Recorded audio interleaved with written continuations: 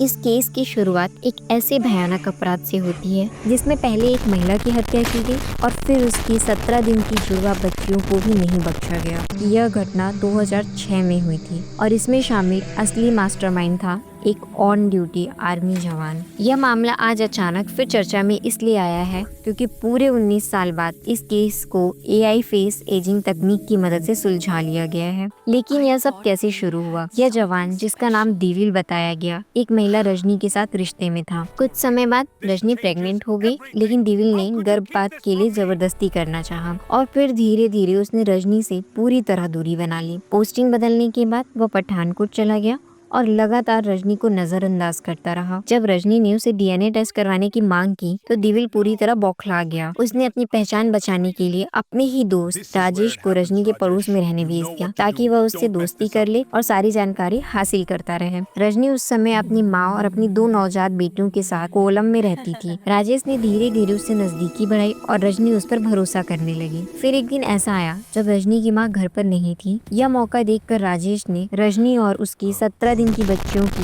हत्या कर दी। इस वारदात से पूरा इलाका हिल गया। इन्वेस्टिगेशन भी हुई, लेकिन दिविल और राजेश दोनों अपनी पहचान बदलकर सालों तक अलग अलग जगहों पर छिपते रहे। समस्या यह थी कि दोनों की पुरानी तस्वीरें बेहद पुरानी थीं। उनके आज कैसे दिखते होंगे यह अंदाजा लगाना मुश्किल ही नहीं, नामुमकिन था। यहीं से आता है AI का रोल। पुलिस ने दोनों की पुरानी तस्वीरें AI based age progression software में डाली। तकनीक ने यह अनुमान लगाया कि इतने सालों बाद वे अब किस शक्ल में हो सकते हैं। रिजल्ट लगभग 90% मैच हुआ, जो हैरान कर देने वाला था। इस AI सिमुलेटेड चेहरे की मदद से पुलिस ने उसकी नई पहचान को ट्रेस किया और आखिरकार पौंडीचेरी में दोनों को पकड़ लिया गया। 19 साल बाद न्याय ने आखिर उन्हें ढूंढ ही लिया।